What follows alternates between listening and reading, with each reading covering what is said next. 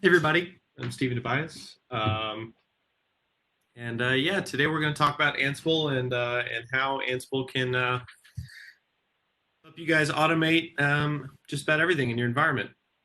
So before we get into that, Red 8, just kind of a background on Red 8. We cover just about everything in the data center and the cloud space. A lot of security and advanced analytics as well that are kind of growing areas for us. But my practice and what we'll be focusing on today is kind of infrastructure as code methodologies and how we can use that to help automate. So what are we going to cover today? We'll be covering what is Ansible in general, what can it do, and then we'll jump right into some demos about like how you can configure Windows with Ansible, what Ansible Tower is, and we'll cover kind of some other areas that Ansible really excels in. And specifically, we'll show configuration of NetApp and Palo Alto Ansible. So, Good morning, Christine here. whoever that is, can we get on mute? Thank you. So who am I? I'm Stephen Tobias. I'm the cloud architect here. This is a photo of me realizing what I got myself into about halfway up Mount Whitney. I'm a Windows and Linux sysadmin with a background in programming. I really love using like Python and Go, big time Kubernetes fan. And please check out my GitHub. I put a lot of code up there, so you might see examples of similar stuff to what we're talking about today. All right, so what is Ansible? Red Hat talks about kind of their Ansible automation platform now, and Ansible started out as kind of an open source automation tool. It really kind of grew and was adopted by Red Hat. And today it kind of has this base layer of the Ansible engine, so to speak, which is just kind of the command line utility and really the powerhouse of Ansible. It's what's running everything. And they've built on top of that with Ansible Tower has come out now, and that's kind of a central control plane for running Ansible kind of from a centralized location. So you can delegate jobs and really kind of scale out beyond what you might be able to do from your normal workstation. And then beyond that, they've started to introduce this Ansible SaaS offering, which can help with a lot more. It's a lot more value add from Red Hat with security and analytics and things like that to really kind of build on top of Tower even. And this is all powered by an open source community, which is really great. You can check this stuff out online, and all the code's available to you. If you see a problem, you can fix it, or you can just put in issues directly on the open source. So why Ansible? There's a lot of automation frameworks out there. So why Ansible, right? I like it specifically to kind of start, I guess, on the right-hand side of the slide here. With other frameworks like maybe Chef or Puppet or even Salt, there's an agent that you have to install, and sometimes that can be a bit of a challenge. So one of the great things about Ansible is it's agentless. It uses standard communication protocols like WinRM and OpenSSH. And you can just get started right away. It takes about 5 minutes, and you can write your first playbook and really just kind of get going, which makes it pretty easy to get going.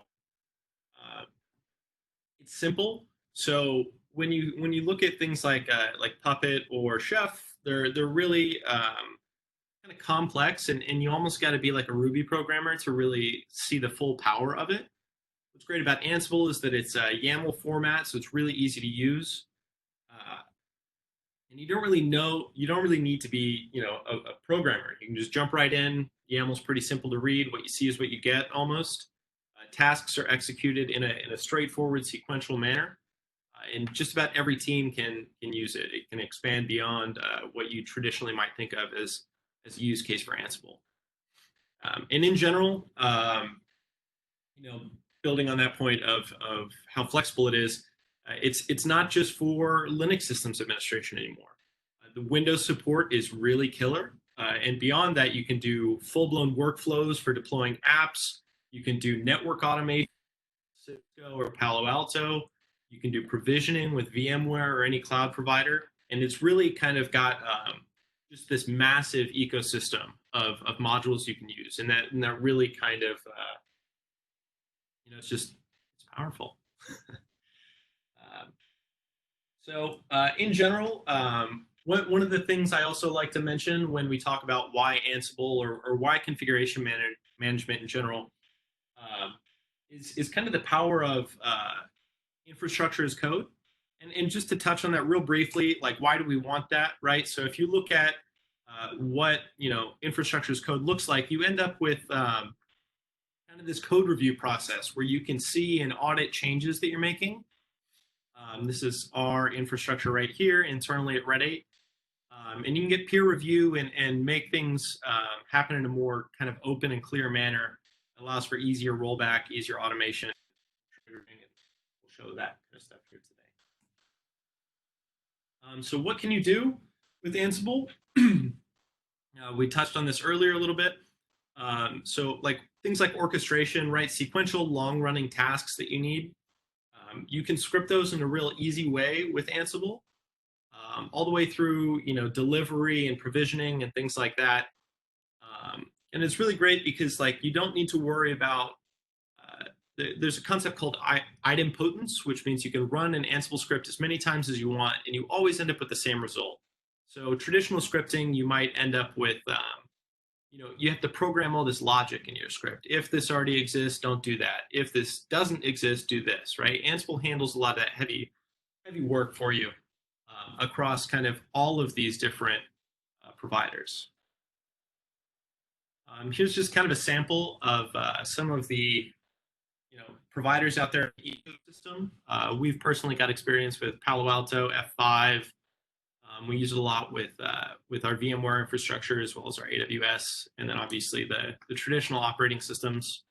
And we're seeing a lot of interest lately in storage, so managing things like NetApp with Ansible, and we'll show that today. All right, so that's enough of the marketing speak. Let's jump right into the demo. So if we're talking about like OS level management, and we if we're looking at Ansible for Windows, what's possible, right? You can go and manage traditional kind of installing MSIs, things like that. You can start and stop Windows services. You can install packages through things like Chocolatey, which is closer to traditional Unix package management. It's almost like an apt-get for Windows. And you can like push and pull files or just run plain old PowerShell scripts. So let's jump right into it. I'll show you kind of what things look like. So this is Ansible Tower. So I have some code that I'll show you, but it's a little easier to visualize when you're looking at Tower as an interface. Tower is kind of the central control tower, if you will, to centralize execution of Ansible jobs across team members. You can delegate rights, things like that. So if we look at my first job here, so I've got a demo set up, and I'll actually kick this one off. I've got a pre-baked one, and then I'm going to bake one live. So what you can see here in the interface is that I have a Git project that I've referenced. I've got a playbook that I've referenced and an inventory. I can set some extra runtime variables down here. I'm telling it which vCenter template I want to use, and let's give them a name prefix. So if I go ahead and launch this, and then we'll talk about what's happening. This takes, I think, about 15 minutes to build. Once we get rolling here, I pull up vCenter.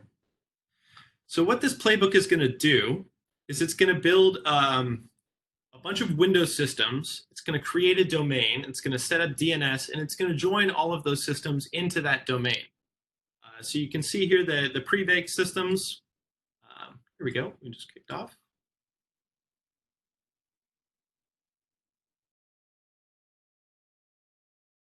Come on. Where's the output?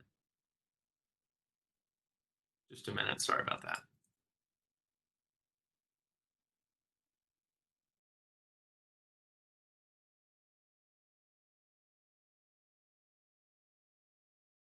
Well, I'll run with the, there we go. Okay, so you can see right now, provisioning a whole bunch of systems. These ones, the prefix demo.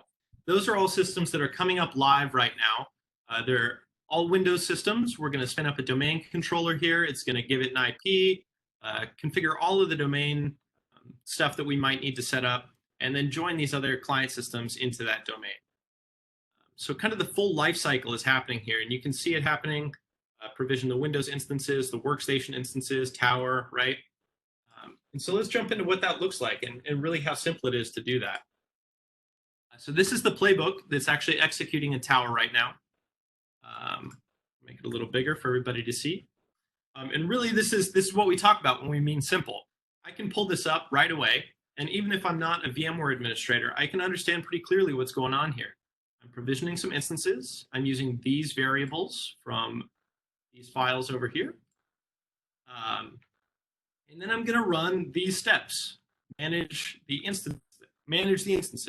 Provision Windows AD. Right? Set up our common Windows tasks. Set up our Windows workstation. Right? And so we can just jump right into this workbook, or playbook, sorry, and really see kind of immediately what's going on, and it's easy to follow. Every task has a name and a list of hosts, and we know where it's going to execute and what it's going to do. So at the end of this, what actually ends up happening is, you can see they're coming online and configuring right now. I'm going to go jump into these pre-baked ones here and show you kind of what we see.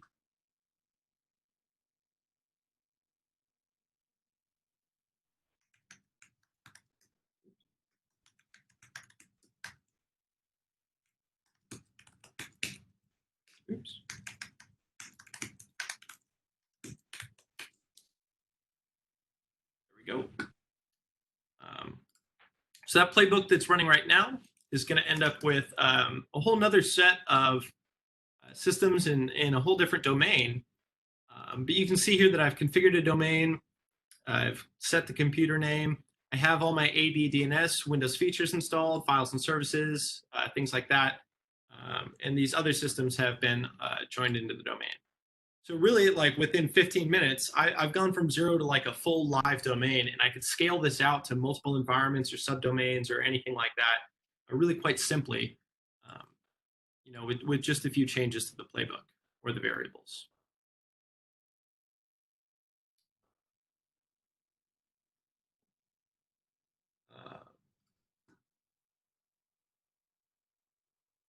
So we're not really going to jump into Linux for the purposes of time today, but you can do the exact same stuff that you can for Windows, right? It started in Linux, it uses SSH to connect into Linux, and it's really great. I've used it for stuff like managing PCI compliance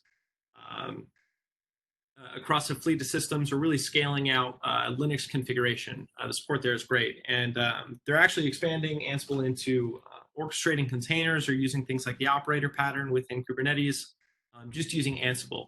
And you get that same kind of native experience. And you don't need to be, specific to each technology to understand how a playbook is written. Cool. So what about storage? So moving away from the traditional operating system configuration and management, how can we take those same infrastructure as code principles and use the same framework that maybe our ops team is using and help our storage team automate in the same fashion with that? So we'll jump into NetApp. We're going to spin up what's called a storage machine. We're going to create some export policies and volumes and kind of see what that looks like in a continuous deployment type fashion. Alrighty. So if we take a look at, this is our NetApp here. You can see each of these is an SVM storage virtual machine. Each of these will house different volumes and exports and things like that. So if I want to create a new one of these, I'll just jump into my code here. Take a look at our NetApp. So right here in our NetApp config, pretty easily we can see we're going to create an SVM with this name. We're going to set some export policies, just some basic export policies, what IPs are allowed to connect to it. And then we're going to create a volume, and I believe snapshot it. So let's go ahead and do that. I'm going to make some changes. And then we're going to commit this change to our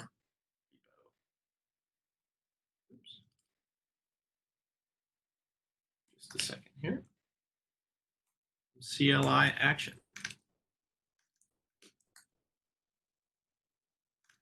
So what I'm going to do right now is push my changes that I've made to my shared repository system. And it's going to trigger a webhook that kicks off a Tower job to go and do this in the live infrastructure.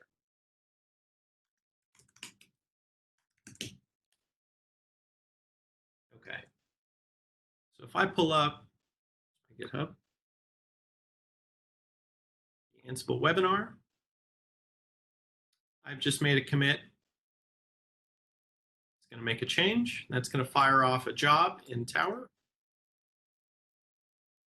There they are. Jump here.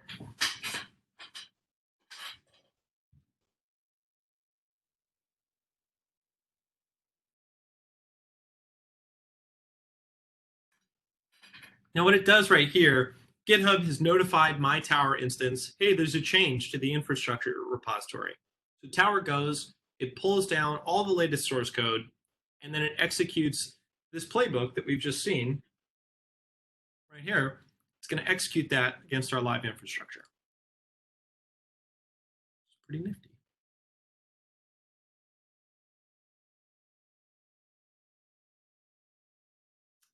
Might be being held up by a previous update to the source code.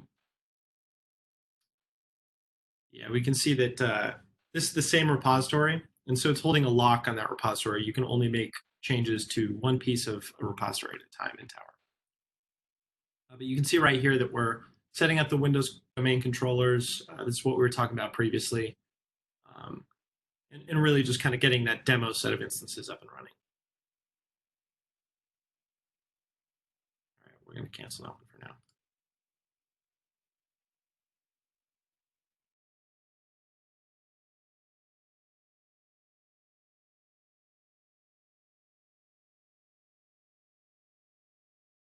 There we go.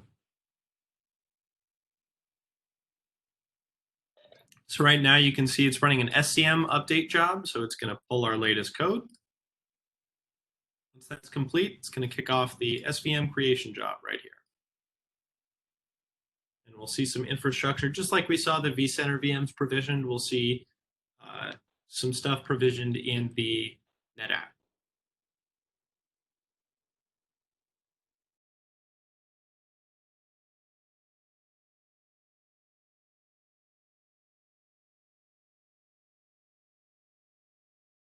I need some hold music while we wait for jobs to run. Hey, Stephen, I did just want to, while that's working, remind everybody that if you do have questions, just shoot those over to the chat section, and we'll save those till the end.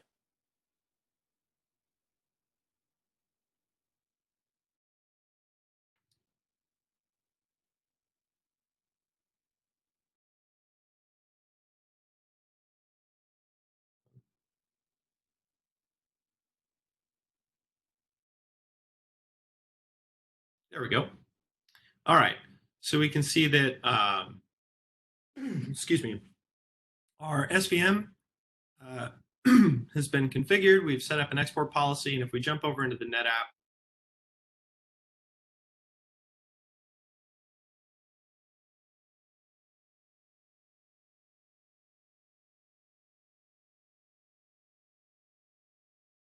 we can see our webinar demo SVM. If we jump into volumes, we can see we've created a volume right here. And what's really cool about this, right? Like, so great, we can script it. But the real power here is that we can make changes to this file, this same file. And this is a persistent example of what our infrastructure should look like. So if I want to add another volume, I can copy this, add another volume name, volume 2.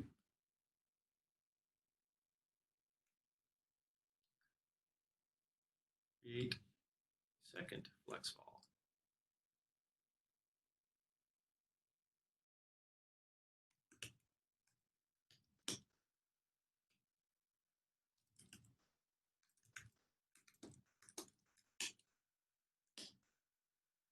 And through that same process right there, I'm going to get automatic execution and provisioning inside the NetApp.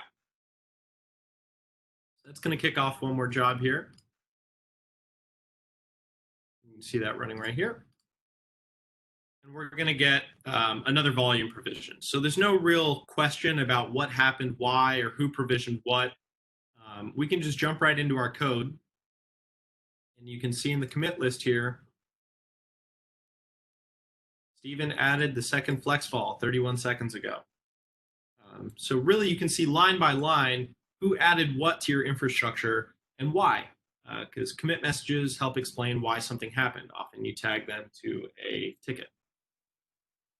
So just to take a step back, kind of what we saw there, right? Continuous deployment workflow. So things that have been coming out of DevOps, and you might hear for application build and release, we're using those same principles to deploy our infrastructure using Ansible. So me, the developer here, pushes my code into our shared SCM repository. This sends over a notification to Ansible Tower, and Ansible Tower can go out and do all the heavy work. And so you can implement kind of change control workflows within your source code repository to help control infrastructure release and rollback.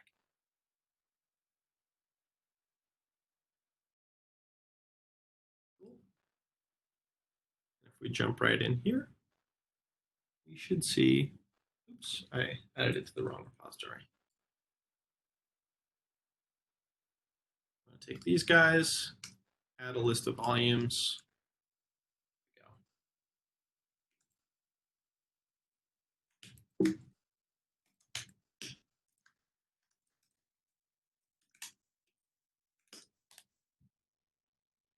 And then those volumes will be provisioned. So we've added 4 volumes here, just as an example of maybe data engineering NFS exports.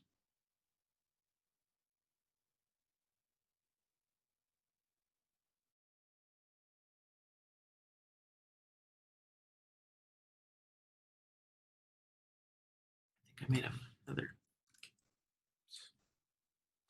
Got to get rid of these. It's going to create them and then delete them.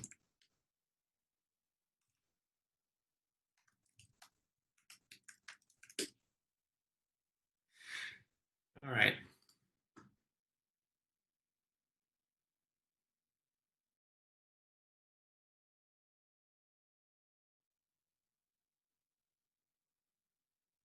Cancel these 2 and let the next one run.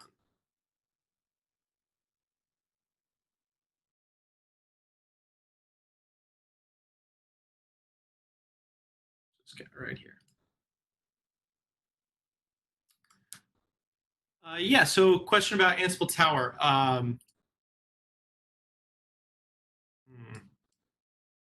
Bug here.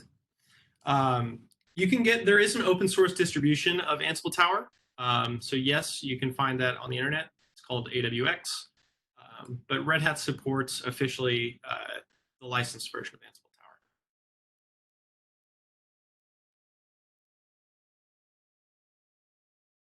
All right. So I'm going to jump into, we can come back to that in just a second while it's running. But in the interest of time, I think I'm going to keep moving. So what about networking, right? So we provisioned storage, we provisioned VMware infrastructure. We saw how both of those work, but what if we want to extend it to the networking team too? So in this case, we've got, jump over here, we're going to go out of VMware. We're going to take a look at a Palo Alto. So we've got a Palo Alto set up. And if we take a look, there's no address objects or anything like that. So what if we want to create some firewall rules or anything like that? We can do that through the same easy configuration language.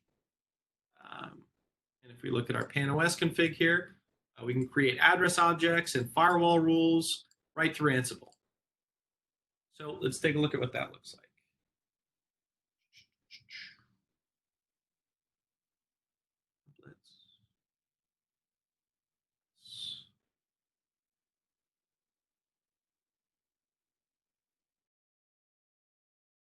So I've kicked off that playbook that I just showed you guys. It's going to create 2 firewall rules and 2 address objects. It's going to create one for this IP address and one for this IP range here. And then it'll spin those up on the Palo Alto.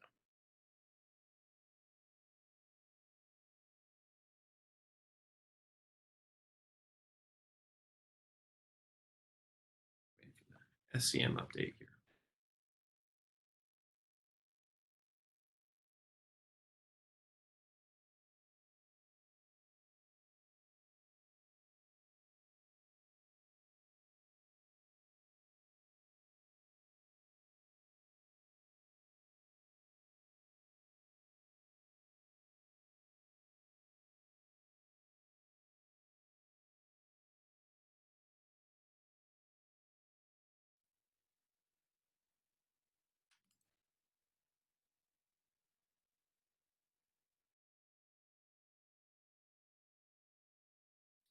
Okay, so we can see our Palo Alto objects are starting to get created here.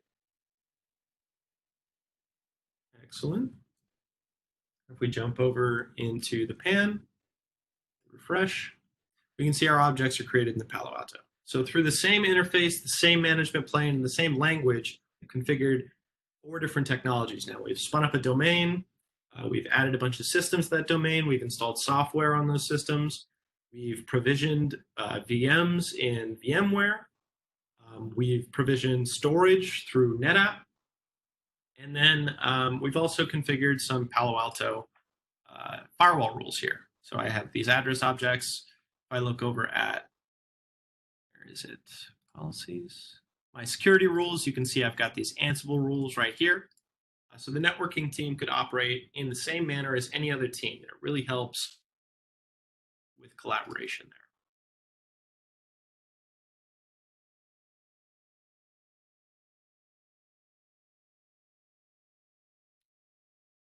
So just in general, that's about it for the demo. We look back, I want to kick this job off one more time because we can see in the run here, I'll show you my NetApp playbook. I made a little oops in the setup. So I provisioned in this playbook here. It takes a list of volumes from this file, and these are volumes it's going to create, and these are volumes it's going to delete down here in DCOM. I accidentally had the same list of volumes, so it created those volumes and deleted them. So if I run it again, it'll just create those. But that's about it for the demo. This NetApp one runs here. I think I'll tackle a couple of the questions here. So Ali Reza asks, do we need Ansible playbooks? Are they free? And then we need Ansible Tower to run the playbooks. So Ansible playbooks are free. So I'll kind of walk you through how that looks, right? So I can download Ansible off the internet for free. You just ansible.com, right?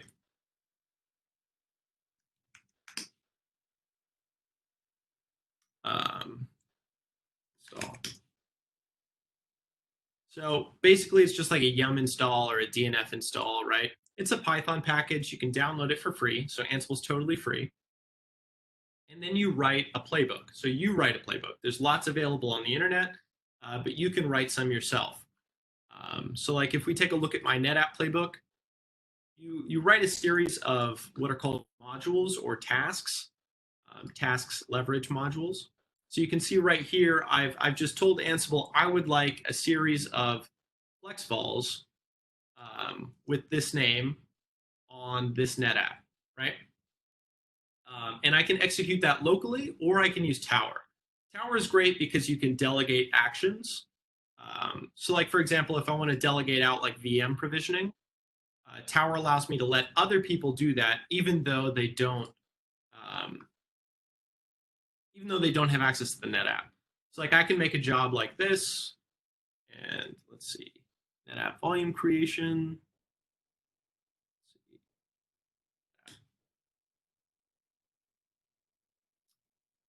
If I look here, I can put in just, it gives you what's called a survey. And like in this case, what's the name of the volume I want to create? Demo volume 1, 2, 3. Oops, demo volume. Demo vol 1, 2, 3. And it's going to go execute the playbook that I've written to provision infrastructure. So Tower allows you to kind of delegate actions out or scale beyond just your local system. But I could run this locally. So hopefully that answers the question there, Ali Reza. I guess in short, yes, Ansible is free. Tower is great when you want to scale beyond managing a few systems or delegate actions out. If we check over on the NetApp, you should see here are all my other volumes that I've created. And you'll see another one from that survey get created here in just a minute.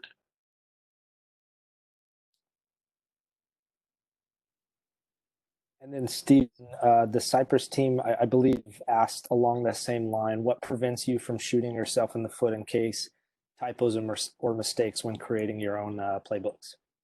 So excellent question. This is like obviously one of the biggest concerns, right? When we talk about automation and like, this is great. We can do a lot of things at once, but that also means you can blow things up really fast, right? So there's a couple ways. So I'll show you just like kind of the workflow of Ansible. In general, I'll have kind of a testing system or a testing environment where I can run this locally. So if I open up a terminal,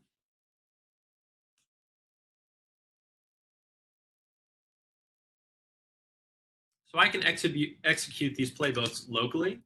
So if I run like my NetApp playbook, or let's take a look at the Palo Alto playbook, I guess.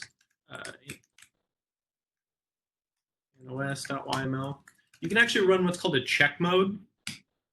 So a couple things will happen here. If you're worried about typos, right, in your general syntax, the playbook will just fail if you've got the wrong syntax in your playbook. But this check mode is really great for things like managing config drift, so you know if things have changed from your infrastructure, or testing changes, right? So you can see right here, I get a result that 4 things are okay and nothing is going to change. If I tweak this playbook here, right, let's say I got a ticket. And my ticket was to change the value of this address object, or maybe change the firewall rule, for example, down here, right? The source IP should have been 110. And I fire off that same playbook in check mode. It's going to tell me that I'm going to go and make changes to my infrastructure without doing anything. So I know that if I make this change, I'm going to change the infrastructure one time. It's going to be one piece right here that you can get kind of more info on that if you like. And this is really where we help a lot of clients is like with this type of workflow, you can leverage Git to run these types of tests automatically and really kind of do like a blast analysis, right? So within your change control, you know how much is going to change, what's the risk of this change, and then execute it afterwards. And so just to illustrate kind of that check mode here, we know that we're going to change one piece. This is the actual entry within the pan that's going to change. It's going to change from this to this. So within a automated CI/CD process, we get this type of feedback outside of the terminal. We can just see that in Git. And you can do peer review and make sure you don't shoot yourself in the foot. All right.